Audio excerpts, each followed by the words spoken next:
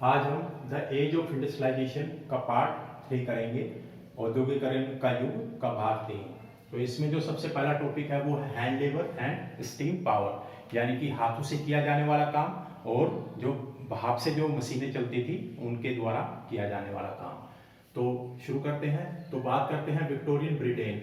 ये जो Victorian Britain को विक्टोरियन ब्रिटेन इसलिए कहा जाता है कि उस समय की जो महारानी थी, जिनका जन्म 1837 में हुआ था, महारानी विक्टोरिया का, और जो डेथ हुई थी वो 1901 में हुई थी, इसलिए उनके जन्म और मरण के अकॉर्डिंग जो है इस पीरियड को विक्टोरियन ब्रिटेन कहा दिया जाता है। तो विक्टोरियन ब्रिटेन में जो ह्यूमन लेबर थी, यानी कि जो मानव श्रम था, यानी कि लोग जो काम करने वाले थे, उनकी कोई भी शॉर्टेज नहीं थी, कोई भी कमी नहीं थी। और जो पुअर फार्मर्स थे, जो गरीब किसान थे उस समय के विक्टोरियन ब्रिटेन के, और वैग्रेंट्स यानी कि जो आवारा लोग थे, यानी कि जिनको कोई भी काम नहीं था, जो बेरोजगार थे, वो सिटीज में यानी कि शहरों में जाते थे लार्ज नंबर्स में, बहुत बड़ी संख्या में।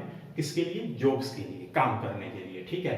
अब प्लेंटी ऑफ लेबर, बहुत ज्यादा लेबर यानी कि बहुत ज्यादा लोग थे काम करने के लिए। ठीक है। इसलिए वेजेस जो थे वो लो थे, यानी कि जो दाम देना पड़ता था, यानी कि जो वेजेस देने पड़ते थे इंडस्ट्रिस्ट को, वो बहुत ही कम थे, क्योंकि लेबर बहुत ज्यादा था, प्लेंटी ऑफ लेबर, काम करने वाले लोग बहुत ज्यादा थे।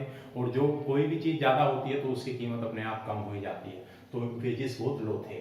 तो इंडस्ट्रीज क्या करते थे, उद्योगपति क्या करते थे कि लेबर की शॉर्टेज तो थी नहीं, लेबर तो बहुत थी, और हाई वेजेस, ज्यादा दाम भी नहीं देने पड़ते थे लेबर के।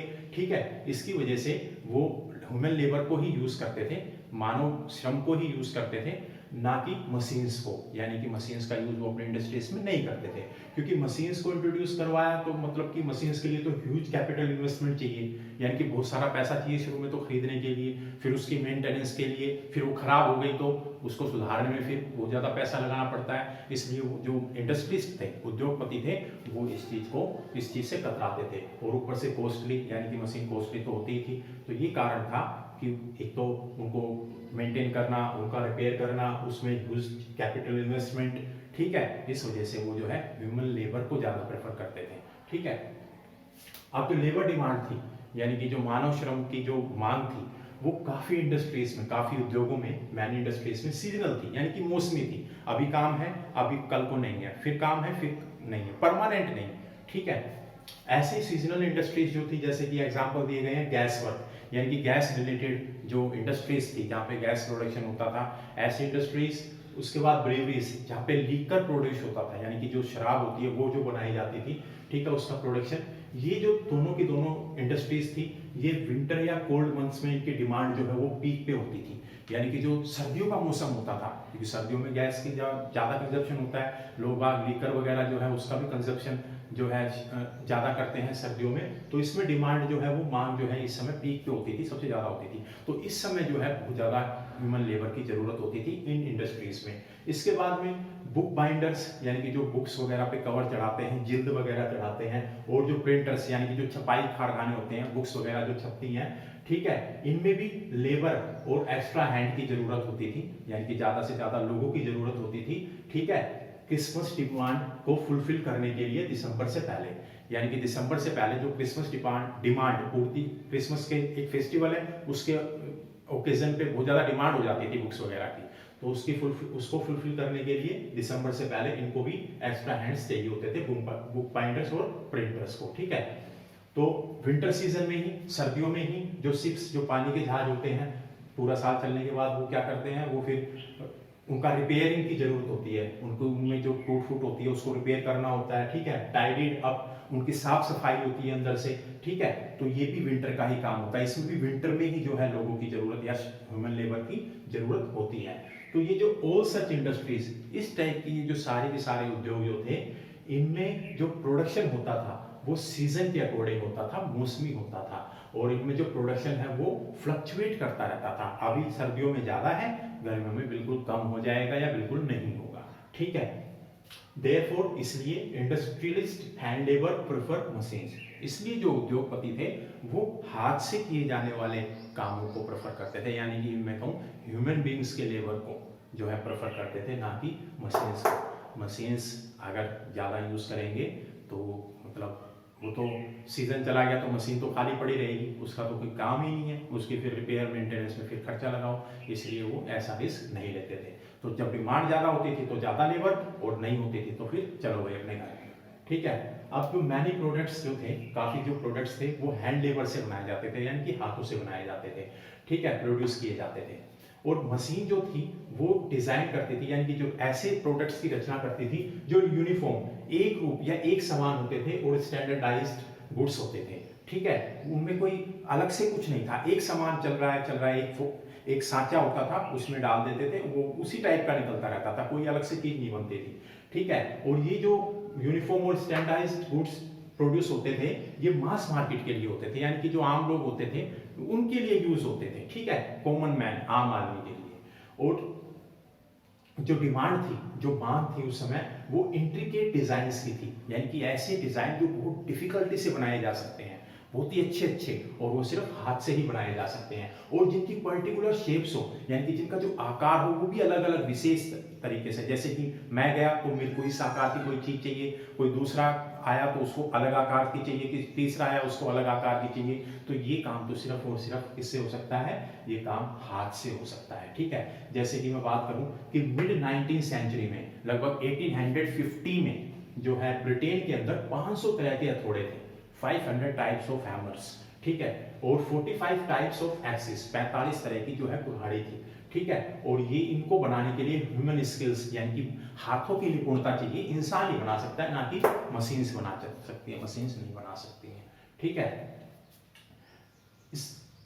उसके बाद फिर से बात करते हैं विक्टोरियन ब्रिटेन में, यानी कि 1837 से 1901, यानी कि महारानी विक्टोरिया का समय।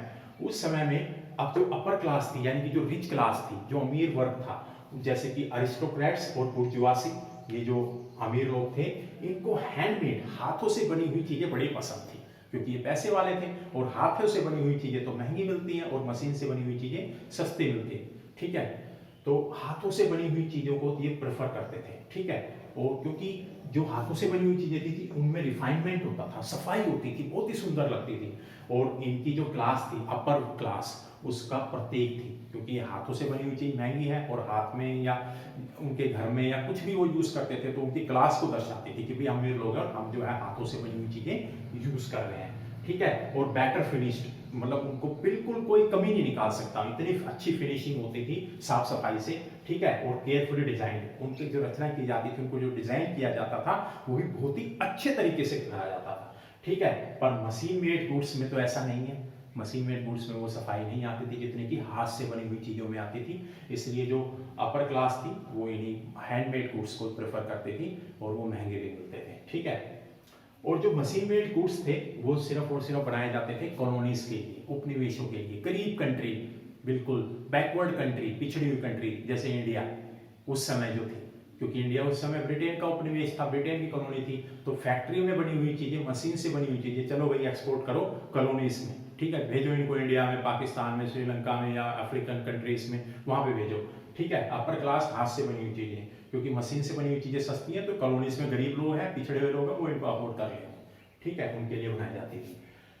इन कंट्रीज, अब ऐसे देशों की बात करते हैं जहां पे लेबर की शॉर्टेज थी, यानी कि मानव श्रम की कमी थी। ठीक है, वहां पे इंडस्ट्रियलिस्ट, यानी कि उद्योगपति जो थे, इंडस्ट्रियलिस्ट, वहां पे मशीन्स को यूज करते थे। ऐसा एक उदाहरण है, ऐसा ही एक देश है जो कि 19th सेंचुरी में अमेरिका में ह्यूमन लेबर की कमी थी, यानी कि मानव श्रम की कमी थी, इसलिए वहां पे जहां वहां के जो इंडस्ट्रियलिस्ट थे वो जो है मशीन्स का यूज करते थे। ठीक है, पर ब्रिटेन जो था, ब्रिटेन में ह्यूमन लेबर की कोई कमी नहीं थी, इसलिए वहां पे मशीन्स का यूज ज्यादा नहीं हो रहा था, ह्यूमन लेबर का यूज हो रहा था। आपसे पूछा जा सकता है कि बताइए कौन सी कंट्री थी जिसमें मशीन्स का यूज हो रहा था 19th सेंचुरी में बहुत बड़े पैमाने पे, या ये पूछा जा सकता है कि ह्यूमन लेबर की शॉर्टेज कौन सी कंट्री में थी, तो वो अमेरिका में। ठीक है, अब आते हैं लाइफ ऑफ द वर्कर्स, यानी कि जो वर्कर्स थे, ठीक है, उनकी क्या हालत थी उस समय की। ठीक है, जो काम करने वाले श्रमिक थे उनकी क्या हालत थी। तो जो लेबर थी वो तो सरप्लस में थी, लेबर की तो कोई कमी थी नहीं। ठीक है, श्रम की तो कोई कमी थी नहीं, और मार्केट वर्कर्स जो थे, ये लेबर सरप्लस जो थी, ये मार्केट में वर्कर्स की लाइफ को अफेक्ट करती थी। इतने ज्यादा लेबर थे कि जो बेचारे वर्कर्स थे उनके जीवन पे इसका प्रभाव देखने को मिलता है, ना उनका खाना अच्छा था, ना पीना, ना रहना, कुछ भी नहीं। ठीक है, तो कंट्री साइड में, यानी कि ग्रामीण इलाकों में जब भी जॉब्स की यानी कि नौकरी की न्यूज़ खबर पहुंचती थी तो सैकड़ों की तादाद में, हंड्रेड्स की तादाद में, मैं तो कहूँगा थाउजेंड्स की तादाद में लोग जो है वो शहरों की तरफ जाने लगते थे रोजगार की तलाश में, इतनी ज़्यादा बेरोजगारी थी। ठीक है, और वहां पर पहुंचते ही ये नहीं था कि एकदम से जॉब मिल जाती थी, जॉब होती थी 5 और पहुंचने वाले होते थे 50, तो जॉब आसानी से नहीं मिलती थी। इसलिए जॉब आसानी से तब मिल जाती थी जब आपका कोई रिलेटिव, कोई रिश्तेदार या कोई फ्रेंड, कोई दोस्त पहले से वहां पे काम कर रहा है फैक्ट्री में, उसके लिंक्स हैं, उसके नेटवर्क्स हैं, वो आपको आसानी से वहां पे जॉब दिलवा देगा। अगर नहीं है कोई भी तो आपको वहां पे वीक्स, कई सप्ताह तक जो है वेट, इंतजार करना पड़ेगा, ठीक है, जॉब सीकर्स को। और जो बेचारे जिनको नौकरी नहीं मिलती थी जाते ही, उनको दिन तो वो कहीं भी बिता लें, दिन तो कहीं भी बिता सकते हैं, पर रात को क्या करें, इसलिए वो अपनी नाइट जो स्पेंड करते थे कहाँ पे, ब्रिजेस पे, यानी कि पुलों पे, नाइट शेल्टर्स में, रैन बसेरे जो थे, नाइट रिफ्यूज वहाँ पे, कैजुअल वार्ड्स, जो बड़ी बड़ी फैक्ट्रीज होती थी उसमें कुछ बेड वगैरह होते थे, कुछ कमरे होते थे, वहाँ पे बेचारे जैसे तैसे अपना गुजारा करते थे, कैजुअल वार्ड्स इनको बोलते हैं। ठीक है, बड़ी बड़ी फैक्ट्रीज में छोटे छोटे जो कमरे होते थे, जैसे तैसे वो अपना गुजारा करते थे वहाँ पे, क्योंकि उनको नौकरी तो मिली नहीं, ठिकाना होता नहीं था। ठीक है, और इनको जो है यानी कि नाइट रिफ्यूजीज को जो है वो प्राइवेट इंडिविजुअल्स चलाते थे, और जो कैजुअल वार्ड्स थे इनको पुअर लो अथॉरिटीज यानी कि ऐसी ऑफिसर जो कि गरीबों का ध्यान रखते थे, या ऐसी मिनिस्ट्री जो गरीबों का ध्यान रखती थी, वो जो है इनको कैजुअल वार्ड्स को चलाते थे, तो यहाँ पे गुजारा करते थे। अब जो है जो सीजनल वर्क था यानी कि मौसम के अनुसार जो काम था इंडस्ट्रीज में, उद्योगों में, एक बार ये मौसम चला गया तो लॉन्गर पीरियड्स विदाउट वर्क, जो वर्कर था वो बेचारा बेरोजगार, यानी कि जैसा हमने देखा जो विंटर इंडस्ट्रीज हमने देखी, चाहे वो गैस वर्क हो, चाहे वो बुक बाइंडिंग का काम हो, चाहे वो लिकर का काम हो, चाहे वो शिप रिपेयरिंग का काम हो, ये सारे के सारे सर्दियों के, विंटर के काम थे। गर्मियों में क्या, तो उसके बाद लॉन्गर पीरियड विदाउट वर्क, कोई काम नहीं फैक्ट्रीज में, इंडस्ट्रीज में। ठीक है, और सीजन एंड होने के बाद जैसे ही सीजन खत्म होता था, जो पुअर थे, वो जो गरीब थे, वो फिर से बेरोजगार हो जाते थे, फिर से बेचारे गलियों में आ जाते थे। ठीक है, उनके पास बेचारों की फिर से दयनीय स्थिति हो जाती थी। और some return country side after winter, rural areas demand create, और कुछ जो थे वो जो है ग्रामीण इलाकों में रिटर्न कर जाते थे, वापस लौट जाते थे सर्दियों के बाद में, क्योंकि रूरल एरियाज, क्योंकि जो ग्रामीण क्षेत्र थे वहाँ पे जो है डिमांड क्रिएट हो जाती थी, वहाँ पे मांग हो जाती थी थोड़ी, क्योंकि गर्मियों में जो फसल वगैरह कटाई होती है, फसल निकालते हैं, उसके लिए वहाँ पे अब लेबर की जरूरत हो जाती थी, तो यहाँ पे खत्म हो जाता था लेबर फैक्ट्रीज में, तो वो गांव की तरफ रुख कर लेते थे, पर वहाँ भी जो है रोजगार सभी को नहीं मिलता था, वहाँ भी जो है कुछ ही लोगों को रोजगार मिलता था। ठीक है, उसके बाद में बात करते हैं वेजेस की, तो वेजेस जो है इंक्रीज हुए अर्ली 19th सेंचुरी में, जो लोगों की जो तनख्वाह थी वो थोड़ी सी बढ़ती है अर्ली 19th सेंचुरी में, और वर्क पर इनका वर्कर्स के वेलफेयर पे कोई खास प्रभाव नहीं पड़ता, इतनी नहीं बढ़ती कि वर्कर्स बेचारे खूब मौज मस्ती कर लें, खूब अपना अच्छा खाएं, अच्छा पिए, अच्छा एंजॉय करें, नॉर्मल सी बढ़ी थी, उससे कोई ज़्यादा इनके जीवन पे प्रभाव नहीं पड़ा। ठीक है, और जो वेजेस थे वर्कर्स के, वो जो है एवरेज, जो हमारे पास डाटा है अभी उस समय की इनकम का, वो डाटा एवरेज में है, यानी कि औसत में है, पर ईयर जो क्या इनकम उनको मिलती थी इस टाइप से नहीं है, बल्कि पूरे ईयर्स का एक एवरेज निकाल लिया गया है, उसको वो दिया गया है, एवरेज है, औसत है। तो जो उस समय के वेजेस थे वो ईयर टू ईयर, साल दर साल फ्लक्चुएट करते रहते थे, कम ज्यादा होते रहते थे, यानी कि उतार चढ़ाव उनमें होता रहता था, और कई बार इससे बेचारे वर्कर्स को बहुत ज्यादा प्रॉब्लम हो जाती थी। ठीक है, एक एग्जांपल लेते हैं नेपोलियनिक वॉर का, तो नेपोलियनिक वॉर जब स्टार्ट हुई थी उस समय प्राइस राइज हो गया था, चीजों की कीमत बहुत ज्यादा बढ़ गई थी। अब चीजों की कीमत इसलिए बढ़ गई थी क्योंकि जब भी लड़ाई होती है तो वो अच्छी चीज तो लेके नहीं आती, बुरी चीज लेके आती है, तो इसकी वजह से, वॉर की वजह से ट्रेड अफेक्ट हो गया था, व्यापार अफेक्ट हो गया था, प्रोडक्शन, उत्पादन जो है वो अफेक्ट हो गया था, जिसकी वजह से जो है गुड्स, जो उस समय सामान था उसकी जो है प्राइस राइज हो गया, तो उनकी कीमत जो है वो बढ़ गई थी, और जो मनी की वैल्यू थी, जो पैसे का जो मूल्य था वो कम हो गया था, रिड्यूस हो गया था। ठीक है, जो और गुड्स जो है वो एक्सपेंसिव हो गए थे, इसलिए जो सेम वेजेस थे पर बाय फ्यू थिंग्स, वेजेस तनख्वाह सेम थी पर चीजें क्योंकि महंगी हो गई थी, किसकी वजह से, वॉर की वजह से, इसलिए लोग अब उतने ही वेजेस में कम सामान खरीद पा रहे थे, जिससे उनकी बेचारों की हालत बहुत ही पतली हो गई थी, बहुत ही खराब हो गई थी, बहुत ही दयनीय हो गई थी। ठीक है, उसके बाद में जो वर्कर्स थे उनका एम्प्लॉयमेंट पीरियड भी डिमांड करता था उनकी इनकम का, यानी कि वर्कर्स कितने समय तक पूरे साल में काम मिलता है उनको।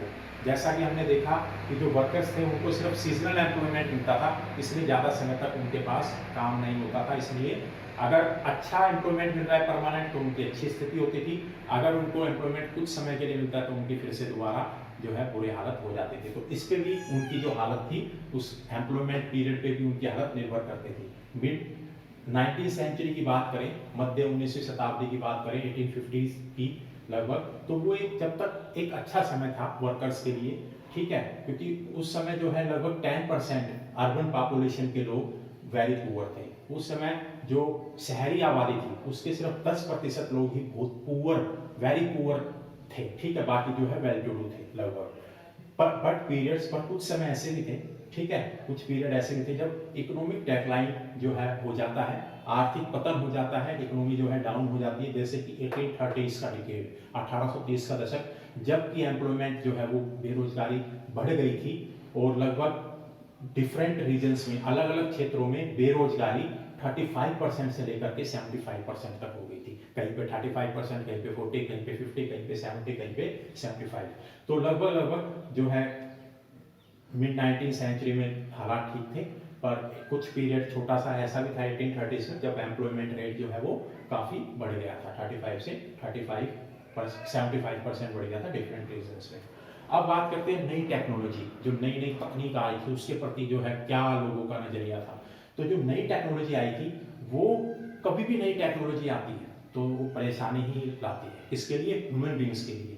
जैसे कल को अगर मेरी जगह कोई आपको पढ़ाने के लिए रोबोट आ जाता है, तो रोबोट तो आ जाएगा, वो तो आपको पढ़ा देगा, पर मेरा तो रोजगार गया, मैं कैसे अपने सर्वाइव करूंगा, मेरे लिए मुश्किल हो जाएगी। तो मैं उस रोबोट को अच्छा पसंद करूंगा या उसको ना पसंद करूंगा? डेफिनेट सी बात है, ना पसंद करूंगा। इसीलिए जब न्यू टेक्नोलॉजी आई उस समय ब्रिटेन में, तो जो वर्कर्स थे उनका जो रवैया था, बिहेवियर था, वो होस्टाइल था, वो उसको पसंद नहीं करते थे न्यू टेक्नोलॉजी को, क्योंकि उस न्यू टेक्नोलॉजी की वजह से उन बेचारों का रोजगार जो है वो जा रहा था और इसकी वजह से अनएम्प्लॉयमेंट भी बढ़ता। टेक्नोलॉजी आएगी, मशीन आएंगी, तो अनएम्प्लॉयमेंट भी जो है कहीं ना कहीं बढ़ेगा ही बढ़ेगा, बेरोजगारी।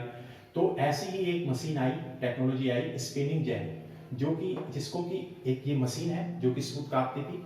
इसका इंट्रोड्यूस किया गया वूलन इंडस्ट्री में, ठीक है, ऊनी उद्योग में इसका सबसे पहले यूज किया गया।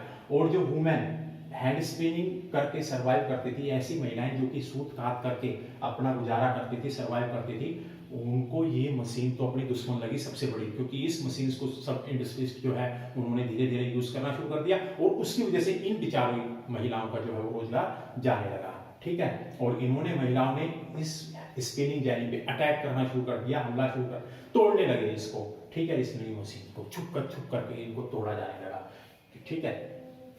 अब थोड़ा सा अच्छी बात कर लेते हैं, बिल्डिंग एक्टिविटी की बात कर लेते हैं, यानी कि जो निर्माण उद्योग होता है, कंस्ट्रक्शन सेक्टर होता है, उसकी बात कर लेते हैं। तो जो बिल्डिंग एक्टिविटी थी वो बहुत ही गहन हो गई थी, इंटेंसिफाइड, यानी कि बहुत ज़्यादा बढ़ गई थी। कब? सिटीज में, शहरों में 1840 के बाद में, 1840s के डिकेड के बाद में, ठीक है। और ये जो बिल्डिंग एक्टिविटी इंटेंसिफाइड हो गई थी, बढ़ गई थी, इसकी वजह से जो है काफ़ी अपॉर्चुनिटीज, ग्रेटर अपॉर्चुनिटीज जो है वो एम्प्लॉयमेंट में आ गई, रोजगार की बहुत सी जो है वो संभावनाएं आई, अपॉर्चुनिटीज आई। जैसे कि रोड्स को चौड़ा किया जाने लगा, यानी कि बड़े बड़े रोड्स बनाए जाने लगे, उनको चौड़ा किया जाने लगा, उसमें लेबर चाहिए।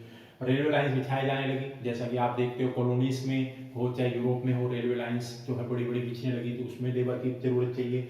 उसके बाद न्यू रेलवे स्टेशन, जो रेलवे स्टेशन भी बनने लगे, टनल्स, बड़ी बड़ी सुरंगें बनने लगी, सीवर्स, ठीक है, जो वेस्ट वाटर को जो है बाहर निकालता है सिटी के, वो बनने लगे अंडरग्राउंड। रिवर्स को एम्बैंक्ड किया गया, यानी कि रिवर्स के जो दोनों किनारे होते हैं उनको पक्का किया गया ताकि इरोजन ना हो, सोइल इरोजन ना हो, ठीक है, फ्लड ना आए, ठीक है। और जो इसकी वजह से काफ़ी सारे वर्कर्स, बहुत थाउजेंड्स में एम्प्लॉयमेंट मिला उनको रोजगार मिला। इसके बाद एक ट्रांसपोर्ट इंडस्ट्री, यानी कि जो ट्रांसपोर्ट रिलेटेड इंडस्ट्री है, ठीक है, वो उसमें जो एम्प्लॉयमेंट था वो लगभग 1840s में जो है वो डबल हो गया था, दुगना हो गया था 1840s में, और दोबारा से डबल हो गया कब? 1870s में, डबल अगेन, दोबारा से डबल हो गया 1870s में, यानी कि लगभग 30 साल में ही दुगना रोजगार हो गया था, यानी बहुत ज़्यादा एम्प्लॉयमेंट यहाँ पे मिल गया था। आई होप कि आपको वीडियो समझ में आई होगी। कोई भी प्रॉब्लम हो तो प्लीज़ कमेंट बॉक्स में जरूर लिखना। Thank you very much.